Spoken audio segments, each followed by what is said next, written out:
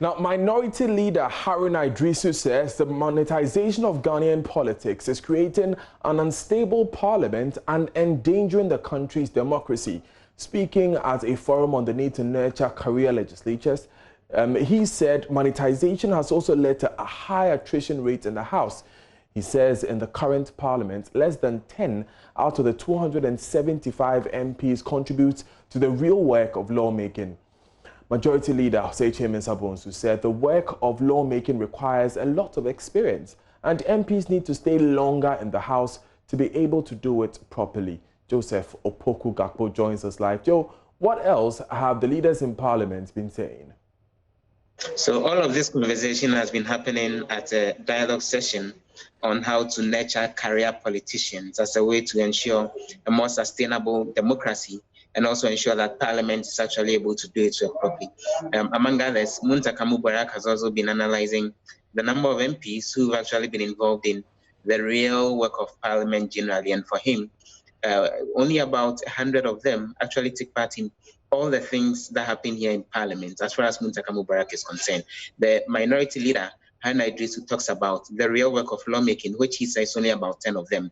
In terms of all the other general businesses, Muntaka Mubarak thinks only about 100 of them do that, virtually leaving the rest of the 175 only holding on to their titles as members of Parliament, but not really doing anything. For the leaders in the House, the solution to this is a whole reform of the country's general parliamentary system, so that then political parties put a lot more emphasis on ensuring those who are actually delivering and getting work done are the people who are able to return to the House and not opening it up for general contests whereby even performing MPs will lose their seats. And they want political parties to take that reform very seriously going forward. Now, CDD, in a recent survey, Joseph, found that $200,000 are spent on these parliamentary races, especially on the primary level. You have been speaking to these MPs.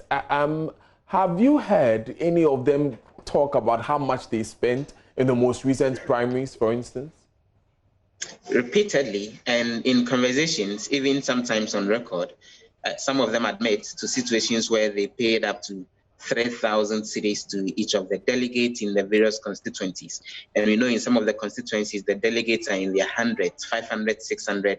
These are the numbers of people. And even for some of those who've lost their seats, some of them make the point that they paid, let's say, 1,500 cedis to each delegate, and their colleagues who contested them paid twice of those amounts, which resulted in them losing their seats. So in conversations, you hear MPs virtually admit, and even candidates generally admit, to the situation of them investing a lot of money in this. But they go on to make the point that this is something that others do, and so they, as incumbents, virtually don't have a choice than to do same in terms of investing some of these monies. And this is what the leadership of Parliament is calling for an end to going forward.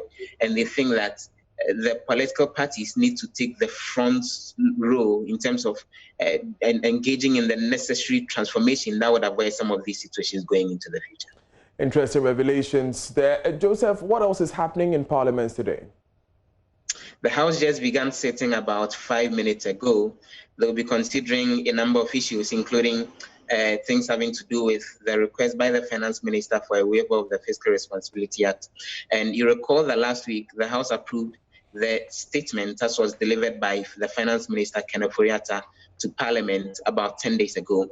The Finance Committee have looked at the specific budgetary estimate in terms of the amounts that the 11.8 billion Ghana cedis supplementary request that he made will be used for, and the Finance Committee will be presenting its report to the House in the next few minutes for debate and general approval.